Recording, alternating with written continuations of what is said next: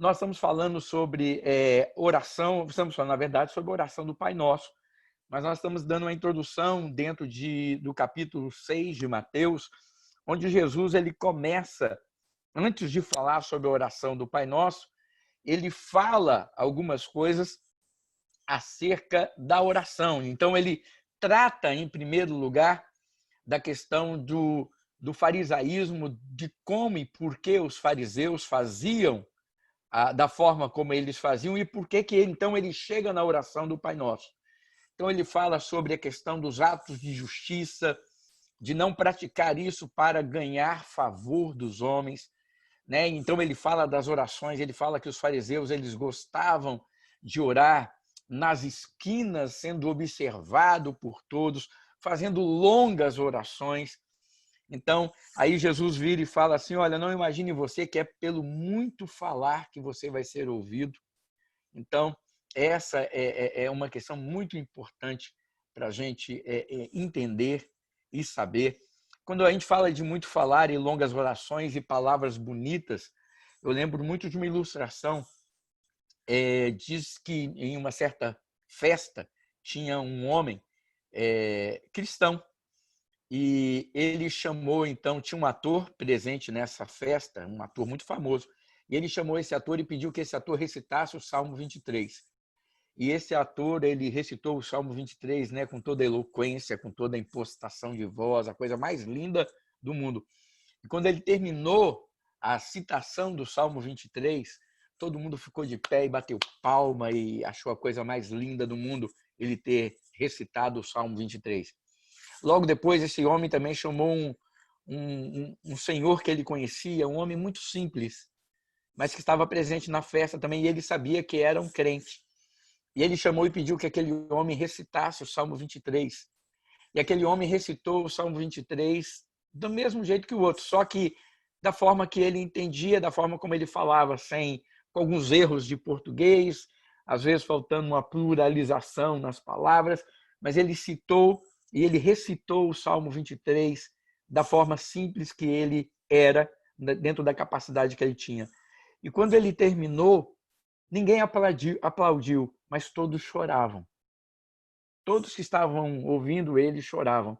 E aí perguntaram para aquele empresário, para aquele homem que convidou os dois, falou assim, gente, por quê?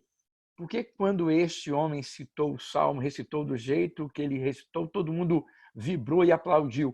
E aquele homem, quando ele recitou o Salmo, todo mundo sentiu-se, né, tocado e chorou. E aí aquele homem falou o seguinte, o ator conhecia o Salmo, mas aquele homem conhecia o pastor do Salmo. Então, é interessante que quando a gente ora, a gente não precisa usar palavras bonitas nem longas orações. O que nós precisamos fazer é conhecer aquele a quem nós oramos. Isso que é o importante. Sabe, queridos, a Bíblia fala, na verdade, vamos falar, está lá em Romanos, que nós não sabemos nem como orar. Vós não sabeis nem como orar. É o Espírito Santo que intercede por vós com gemidos inexprimíveis. Sabe?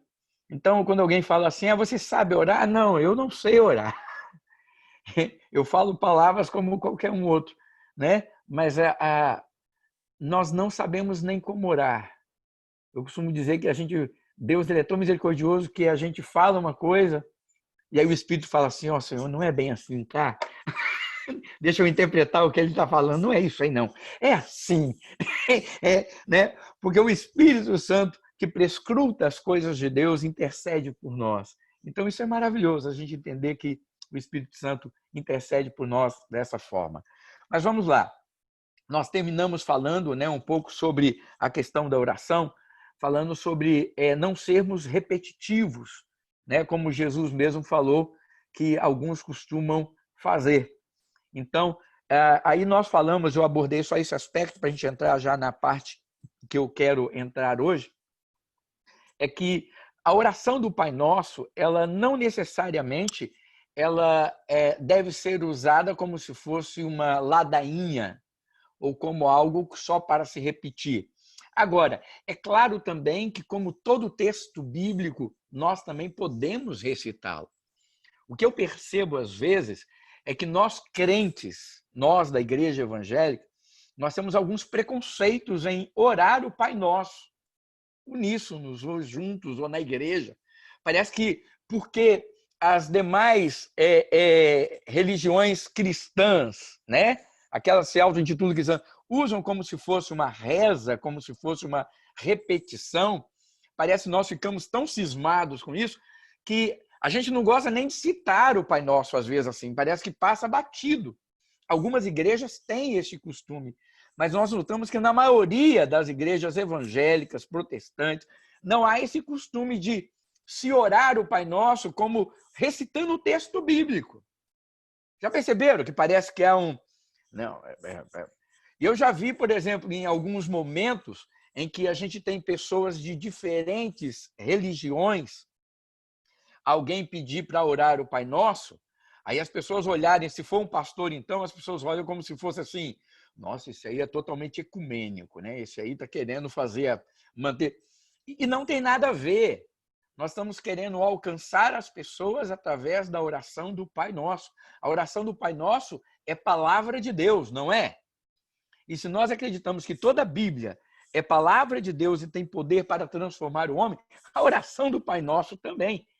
Que bom pensar que quase todas as pessoas sabem uma parte da palavra de Deus, né?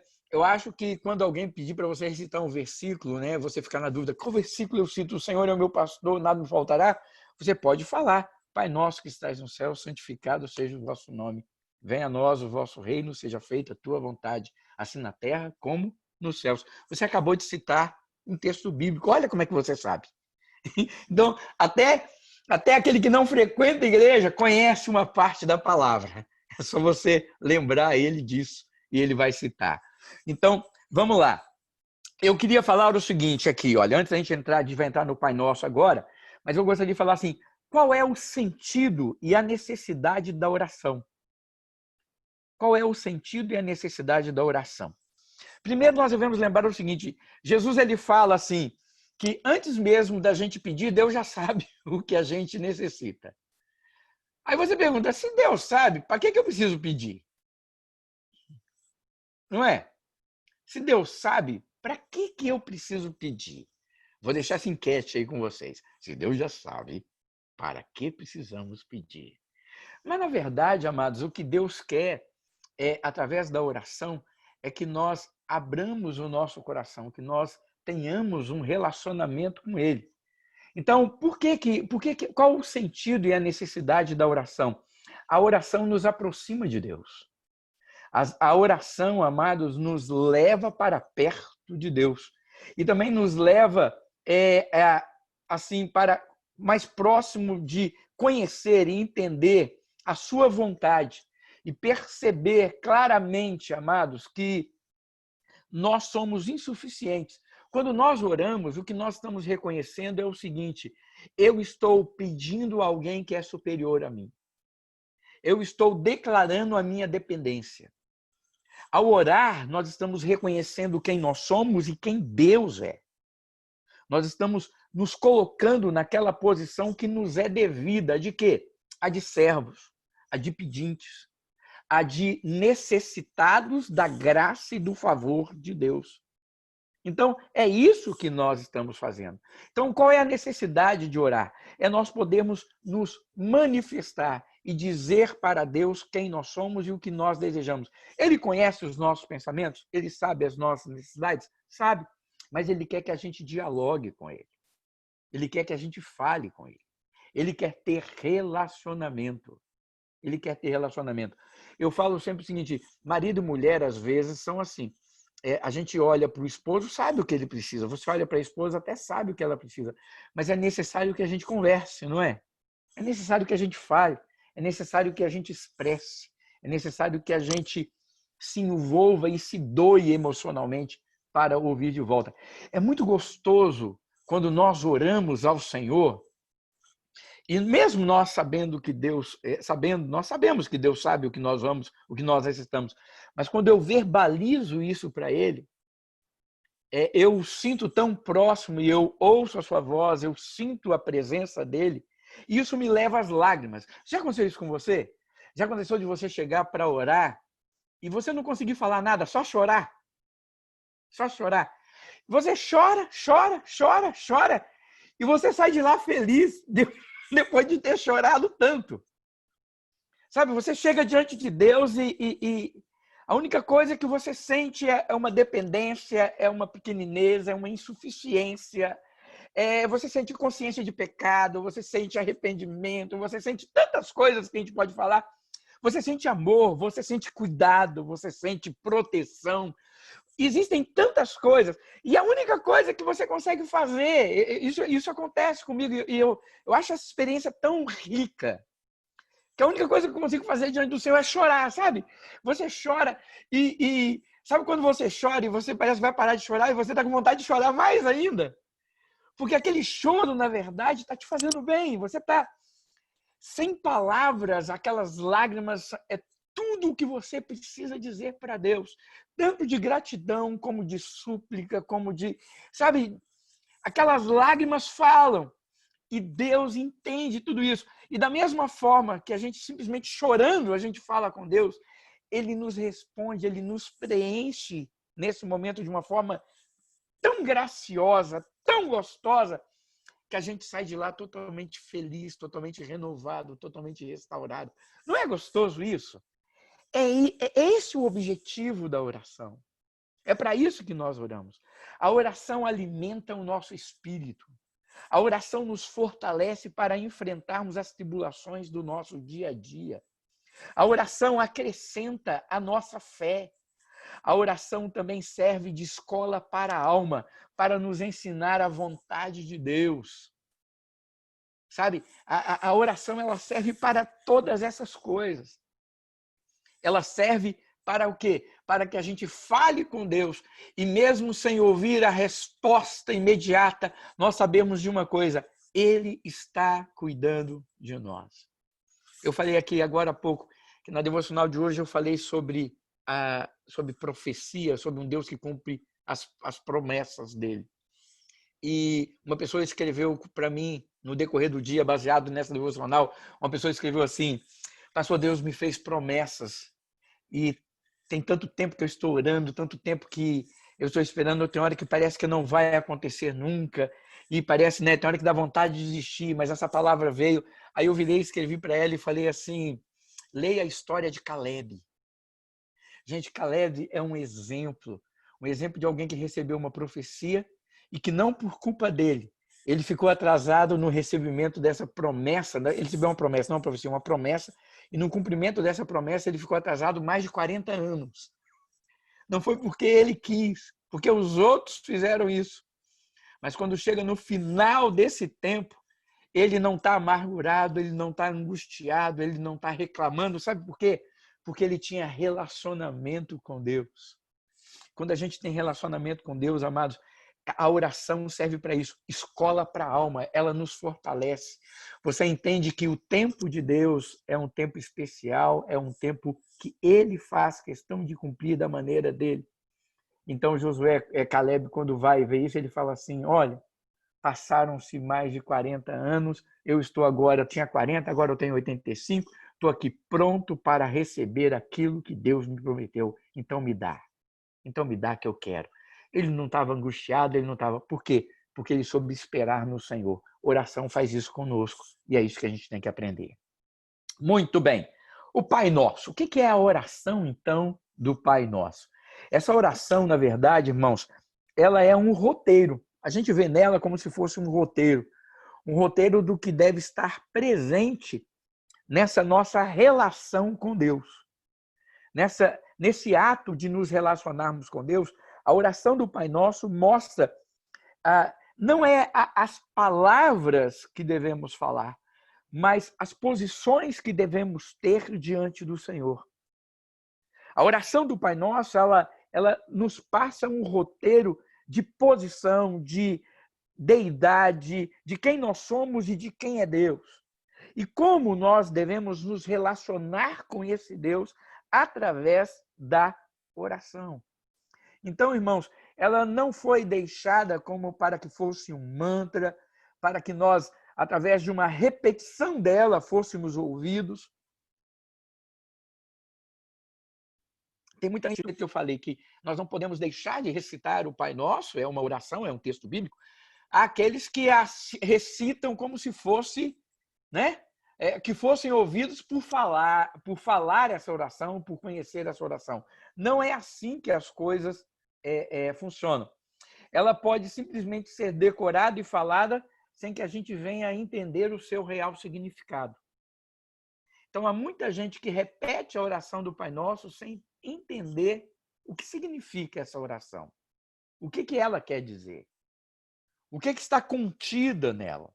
É por isso que é interessante nós pararmos para estudarmos os detalhes dessa oração, para que quando nós a citarmos, mesmo citando a oração do Pai Nosso, mesmo orando, né, essa oração, fazendo essa oração, Pai Nosso que estás no céu, santificado, quando a gente recita essa oração entendendo o significado dessa passagem, daquilo que Jesus quis deixar para a gente como um modelo do que nós devemos fazer e a quem nós estamos orando, isso a gente vai citá-la de uma maneira diferente, porque há um conhecimento de causa, há um conhecimento daquilo que eu estou fazendo.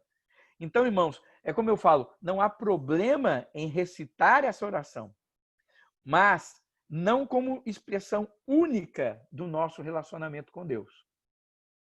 Então, se você recita o Pai Nosso, ou alguém recita o Pai Nosso, né, usar o termo reza o Pai Nosso, ora o Pai Nosso, apenas como uma expressão única do seu relacionamento com Deus, aí está furado. Se essa é a única oração que você faz, está furado. Então, não é errado você, em determinado momento, orar o Pai Nosso, porque isso te traz paz, te traz conforto, né? Nada disso. Mas que você faça isso entendendo o que essa oração significa, o que ela está dizendo. Ok? Então, vamos lá. Vamos entrar então agora na oração que o Senhor Jesus nos ensinou, a oração dominical, a oração do Pai Nosso. E ela começa assim: portanto, vós orareis assim, Pai Nosso. Nós vamos ficar agora já nesse Pai Nosso. Pai Nosso. Irmãos, é interessante a gente pensar nessa declaração. Aqui não está falando Pai meu, né? Meu painho, meu pai.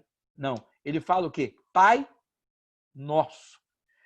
Jesus, ele não está aqui falando, irmãos, daquela relação universal que todos os homens têm com Deus, como criação de Deus, como criatura de Deus. Não é isso que Jesus está falando aqui. Esse Pai Nosso aqui não se refere, por exemplo, está vendo o Pai Nosso? Deus é Pai de todos, universalmente. Não. Nessa oração aqui, esse Pai Nosso, ele não tem esse sentido. Lá em Atos, capítulo 17, versículos 28 e 29, diz assim: pois nele vivemos, nos movemos e existimos, como disseram alguns dos poetas de vocês. Também somos descendência dele. Assim, visto que somos descendência de Deus, não devemos pensar que a divindade é semelhante a uma escultura de ouro, prata ou pedra, feita pela arte e imaginação do homem. Paulo, falando, né, sobre aqui ele está falando sobre, em Atos 17, ele fala para os gregos, ele está falando, ele começando a pregar Jesus Cristo, então ele fala, ele cita os poetas, Então, irmãos, só para vocês terem uma ideia, na Bíblia nós temos citação de poetas pagãos, tá? Essa palavra aqui, quando ele diz assim, também somos descendência dele, esses eram os poetas gregos que diziam. Então, isso para você ver uma coisa, quando as pessoas me fazem uma pergunta, geralmente tem uma pergunta muito questionadora, pastor, a gente pode ouvir música do mundo? Já ouviram essa pergunta? Aí eu sempre falo assim, mas eu espero que sim, porque eu espero que ele está neste mundo. Que música você está ouvindo que não é do mundo, né? O mundo é ghost, música fantasma. Aí o pessoal fala, não, música do mundo quer dizer que música não é evangelho. Então, você está falando de música sacra e música não sacra, né? Uma música... Então, eu sempre falo o seguinte, olha, eu gosto muito do conselho de Paulo. ouve tudo, retém o que é bom, joga o que não é bom fora. Né? Tenha discernimento. Saiba o que ouvir, quando ouvir e aonde ouvir. Saiba o que não ouvir, né? Quando não ouvir, para não se contaminar. Mas deixar de apreciar as coisas boas que há no mundo, músicas que são lindas e são poéticas, e que fazem bem para a gente, fazem bem para a nossa alma também, isso também não é errado. Desde que você saiba fazer isso na medida certa, da forma certa. Então, olha só, nós temos aqui Paulo falando, Jesus falando o seguinte, Pai Nosso. Então ele não está falando desse, todos somos criaturas de Deus e por isso ele é Pai Nosso. Não, não é isso. Esse Pai Nosso aqui, amados, ele está muito mais relacionado ao conhecimento da pessoa de Deus no seu relacionamento pessoal. É isso que ele está falando. Por exemplo, em Mateus 7, 21, Jesus disse assim, nem todo aquele que me diz Senhor, Senhor entrará no reino dos céus, mas apenas aquele que faz a vontade do meu Pai que está nos céus. É esse Pai que está nos céus e aquele que faz a vontade deste Pai que está no céu é que Jesus está se referindo que pode dizer o quê? Pai Nosso. Entenderam a questão? Esse Pai Nosso se refere ao quê? Àquele que faz a vontade do Pai que está nos céus. Então, olha, não é todos que dizem Senhor, Senhor. Muitos podem dizer, eu sou filho de Deus. Não. A Bíblia é muito clara em dizer, a todos quantos os conheceram, deu-lhes o poder de serem feitos filhos de Deus. Lá está em João, capítulo 1, versículo 14. Todo ser humano é criatura de Deus, filho não. Isso é muito importante a gente entender. Todos somos feituras de Deus, criaturas de Deus, e ele derrama de bênçãos, chuvas. Paulo fala isso. A bênção de Deus alcança bons e maus. Diz ele, fala sobre essa questão. Agora, o relacionamento pessoal com Deus, ele diz, veio para o que era seus, mas os seus não o receberam. Mas a todos quanto o receberam, ou seja, aqueles que recebem a Jesus, esses podem ser chamados o quê? Filhos de Deus. Por quê? Porque nós somos filhos por adoção. Jesus é o filho criado. Nós somos filhos adotivos. Nós somos aqueles que foram enxertados. Nós somos filhos adotivos. Nós somos colocados por causa de Cristo, nós somos feitos filhos. Entendeu? Então, isso é muito importante. É importante nós sabermos que a Bíblia fala que Jesus é o Filho unigênito, o único gerado, o único feito por ele. Então, nós somos filhos de Deus em decorrência da salvação em Cristo Jesus. Então, esse Pai Nosso se refere exatamente a isso. Então, essa oração, amados, é a oração de alguém que é discípulo. É a oração de alguém que é filho de Deus. É alguém que nasceu de novo. Essa oração é a oração daquele que professa o quê? O conhecimento de que este é pai. Pai. Pai de quem? Ele não é apenas pai meu. Ele não é apenas pai de alguns poucos privilegiados ou somente meu. Não é aquele pai egoísta. Nós, como filhos, nós somos às vezes bem egoístas, né? É o meu pai. É o meu pai. Né? A minha filha, ela é maravilhosa, mas ela sempre foi assim, muito ciumenta comigo. É verdade. A Ellen tinha um ciúme de mim que vocês precisavam ver. Era ciúme bravo mesmo. Ciúme. Por exemplo, quando algumas adolescentes da igreja marcavam conversa comigo, com um gabinete, né? Ela ficava olhando. Aí as meninas falavam assim, pastor, a gente quer marcar para conversar com você. Eu falei, não, beleza, vamos marcar para conversar. Aí a gente ia conversar, marcar alguma coisa. Aí quando chegava em casa, a minha filha virava e falava assim, pai, quero fazer um gabinete com você. Aí eu falava assim, tá ok, o que é que você quer conversar nesse gabinete? Ela, eu quero conversar nesse gabinete para saber por que aquelas meninas querem conversar com você. Aí eu virava e falava assim, uai, filha, eu sou o pastor delas, eu vou estar conversando com elas, eu vou estar ajudando elas. Aí elas, não. A conversa que elas querem ter com você não é conversa com o pastor, aquilo é conversa de pai. Então elas têm que conversar com o pai delas e não com o pastor. Então isso é conversa de pai. Aí eu ria e falava com ela, falava assim, filha, mas essa é a minha função também como pastor. Então, claro que com o passar do tempo, né, ela venceu isso tudo e isso passou. Mas o que eu quero dizer, contar com isso, é o seguinte, a reação da Ellen, da minha filha, em relação a mim como pai, às vezes era a minha reação em relação ao meu pai, quando ele dava atenção para outra pessoa e não para mim. A gente tem aquela coisa do ciúme, não tem? É meu pai, eu quero ele para mim. Você nota que muitos filhos, ele tem essa tendência tão grande de querer atenção só para ele, que quando o pai e a mãe vão dar um beijo, o que ele faz? Ele entra no meio, né? Ele quer atrapalhar. Eu enxotava a Ellen.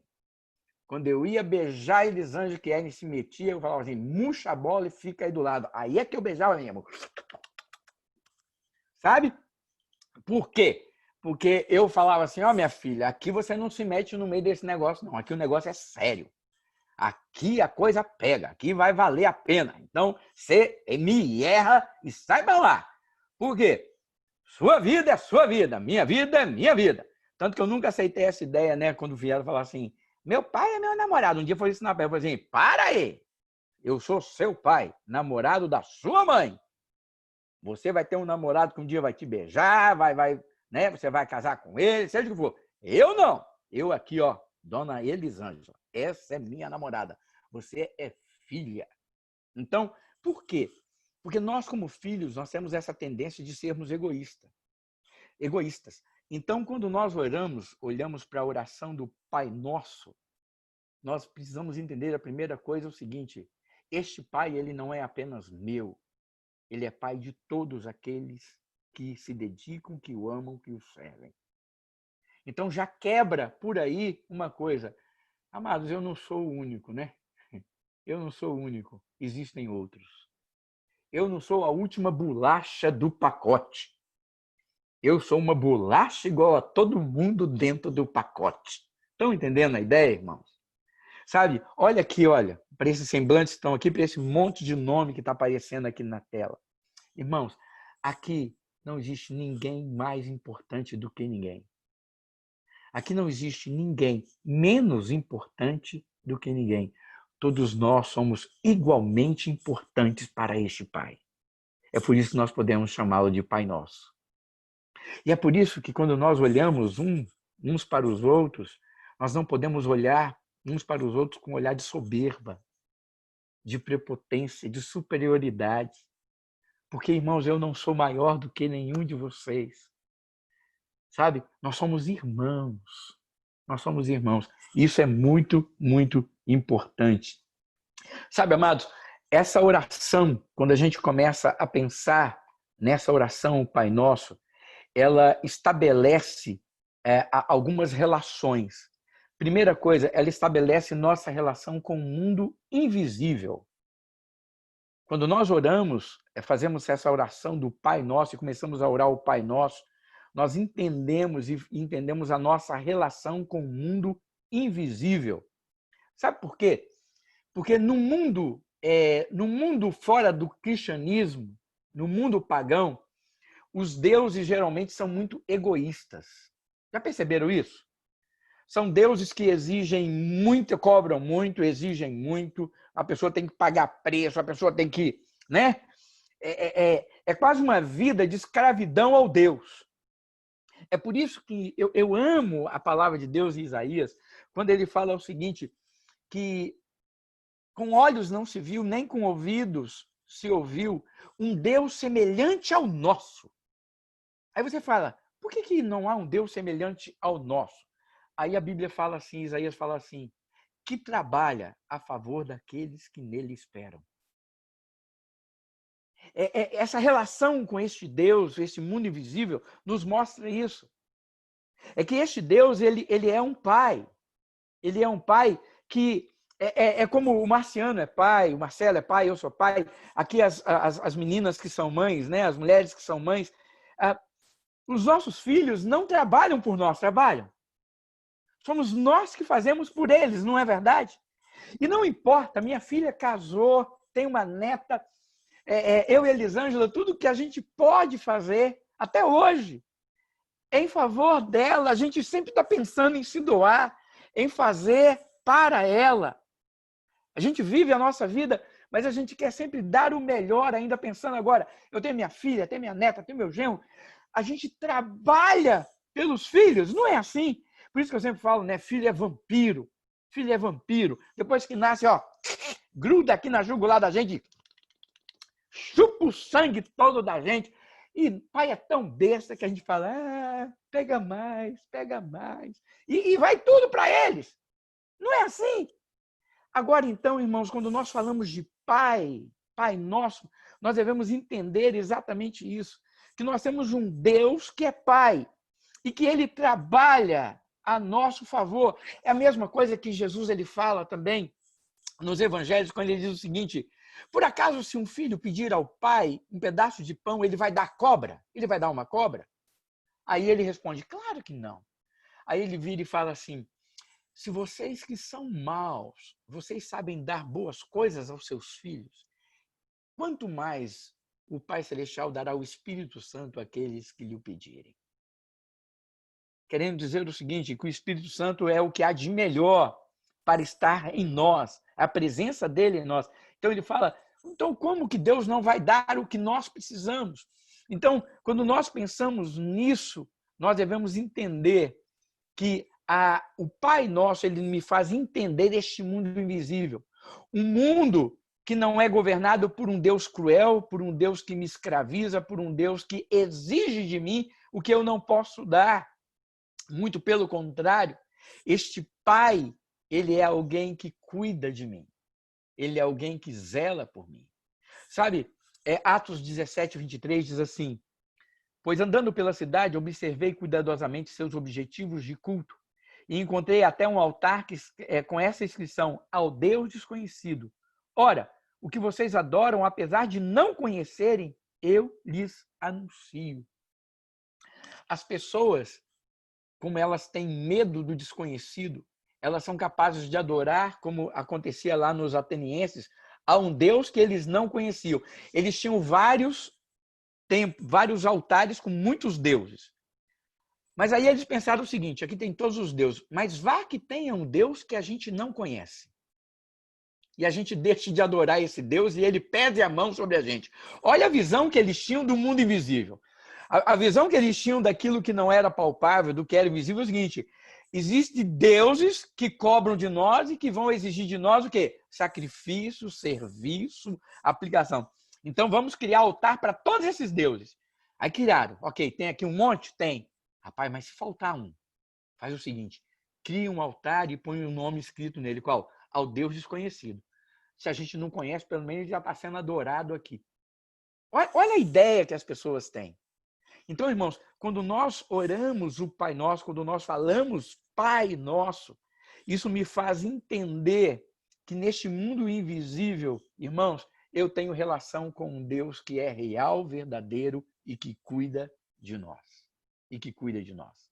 De uma maneira paterna, amorosa, terna. Sabe? Nós precisamos entender isso. Enquanto os deuses são mal-humorados, enquanto os deuses são cruéis, que exigem prendas, pagamentos, penitências, sacrifícios, o nosso Deus é aquele que trabalha a serviço a favor daqueles que nele esperam. Salmo 37, quando ele fala assim, olha que lindo, gente, agrada-te do Senhor e ele satisfará os desejos do teu coração. Ele não está falando agrada ao Senhor. Ele não está falando que você tem que fazer alguma coisa para agradar ao Senhor e ele vai satisfazer o desejo do coração. Ele fala, agrada-te do Senhor. Seja grato por Deus ser quem é. Se você for grato por Deus ser quem é na sua vida, no meio da sua família, por tudo que ele tem te dado, ele vai satisfazer os desejos do teu coração. Gente, que Deus é esse? Que Deus é esse? Esse Deus, ele é Pai. Eu fico tão emocionado, a gente está só nesse comecinho, tem mais um monte de coisa para falar aqui do Pai Nosso. Vamos lá. Outra coisa, ele também define, ele mostra a relação também com o mundo visível. Com o mundo visível. Por quê? A vida, irmãos, existem muitas crises neste mundo. Existem muitos problemas e desafios neste mundo. E como é que a gente pode aguentar essas coisas? Como é que nós podemos suportar essas aflições? Olha só, pandemia está aí. Enfermidades estão aí, problemas estão aí, dificuldades vêm sem tamanho sobre nós. Como que nós podemos suportar? Irmãos, existe uma resposta. Nós temos um Pai que está ao nosso lado. Nós podemos falar, Pai Nosso. Nós podemos orar ao Senhor sabendo que Ele vai estar do nosso lado. Amados, com esse Pai, tudo se torna suportável, tudo se torna mais tranquilo. Em 1 Pedro 5,7 diz o seguinte: lancem sobre ele toda a sua ansiedade, porque ele tem cuidado de vós. Existe um Pai Nosso que nós podemos derramar o nosso coração. Sabe, quando eu vejo essa história aqui, eu lembro do meu pai. Eu contei aqui uma vez eu assisti um filme, Triângulo do Diabo. Eu já contei aqui. Era um filme de terror. Né? Aqueles terrorzinhos, assim, besta, mas eu assisti. Eu gostava de assistir o filme, nem lembro se era a primeira exibição, Super Sim, não, né? Acho que era a primeira exibição, bem antigo. Aí eu assisti aquele filme e eu dormia num quarto, mas nós somos 5 irmãos. Uma menina e 4 homens. A menina é a caçula. Então, nós 4 dormíamos tudo no mesmo quarto. Era aquelas bicamas, não tem? A cama de cima e as 2 camas embaixo. Então, os 2 mais velhos dormiam em cima, eu, que sou o terceiro e o quarto, dormíamos nas camas de baixo, né? Puxava as nossas camas debaixo das dos outros. Então, a gente dormia graduação de hierarquia, né? Filho mais velho em cima, os mais novos embaixo. Então, a gente dormia ali. E, amados, eu dormia nesse quarto com os meus irmãos. Eu fui dormir nesse dia lá, depois de assistir esse filme. Quem disse que eu conseguia dormir? Irmãos, eu estava ouvindo passo em cima do telhado, eu estava ouvindo aquele monte de coisa, e eu olhava para o lado e eu não conseguia dormir, um pavor terrível, um medo agoniante, eu estava, sabe, aquela... Ai! E os meus irmãos tudo ali, o quarto cheio de gente, e eu morrendo de medo. Irmãos, não teve jeito, fui lá para o quarto do meu pai. Levantei, fui lá no quarto dele e bati na porta. Tac, tac, tac, tac, tac. Vem meu pai e abre a porta. Ele abre a porta. Na hora que ele olha para mim, irmãos, ele nem falou nada. Ele virou e falou assim: você viu o filme de terror hoje, né? Aí eu com os olhos cheios d'água. Tá com medo. Ele, vai lá e pega o seu colchão. Oi, irmão, não explorei 2 tempos. Fui lá, peguei o meu colchão, que tava, arrastei ele. Aí minha mãe na cama. Que foi, Zé Cara? Aí ela, é o Elcio que tá com medo. Aí ele virou, irmãos, meu pai era desse jeito. Olha só, ele não fez uma oração por mim. Sério. Ele não precisou chegar assim. Vem cá, meu filho.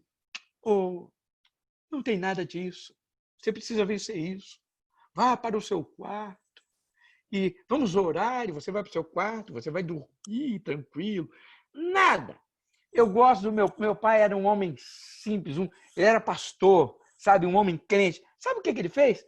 Ele virou e falou assim: Elcio, põe o seu colchão aí na frente do guarda-roupa. O quarto dele era bem grande, a cama de casal tinha um espaço entre o guarda-roupa dele e a cama. Eu botei o colchão, ele falou: deita aí, filho, e dorme. Deita aí e dorme. Irmãos, adivinha o que eu fiz? Mas olha, não tinha mais espaço em cima da cama, em cima da casa, não tinha mais pavor, não tinha mais imagem na minha mente, não tinha nada. Sabe por quê? Porque dentro daquele quarto estava meu pai. Estava meu pai. Simplesmente isso. Eu não precisava de mais nada. Eu não precisei de mais nada. Simplesmente saber que meu pai estava ali. A presença dele ali. Eu sabia que com a presença dele ali, nada ia me acontecer. Eu fechei os olhos e dormi a noite toda. Acordei no outro dia e ainda gozei dos meus irmãos. Dormi no quarto de papai, dormi no quarto de papai. Eles, medroso, medroso. Mas tudo bem. Então, sabe, amados, essa relação com o mundo visível é assim. Nós podemos entender o seguinte, que tantas dificuldades, tantos problemas, às vezes nós sentimos medo. Às vezes nós entramos em pânico, sim, nós somos humanos. nós temos as nossas carências, nossas deficiências, nós sentimos medo, nós sentimos pavor, nós nos acovardamos diante de muitas circunstâncias. Aí o que a gente pode, como é que a gente pode lidar com essas coisas sem perder o controle? A gente lembra assim, existe um Pai que é nosso. Eu tenho um Pai que é presente. Eu tenho um Pai que está comigo. E eu posso lançar sobre Ele todas as minhas angústias, medos e dores. E eu vou poder deitar e dormir em paz. Terça-feira que vem a gente continua sobre essa parte ainda do Pai Nosso, porque deu o nosso horário. A gente vai orar. Que a gente possa viver isso em nome de Jesus. Que você possa descansar. Terça-feira, porque vocês sabem, né? Quinta-feira não vai ter, e na outra quinta também não, porque a gente vai estar viajando. Mas na terça a gente vai estar junto, se Deus assim permitir, em nome de Jesus.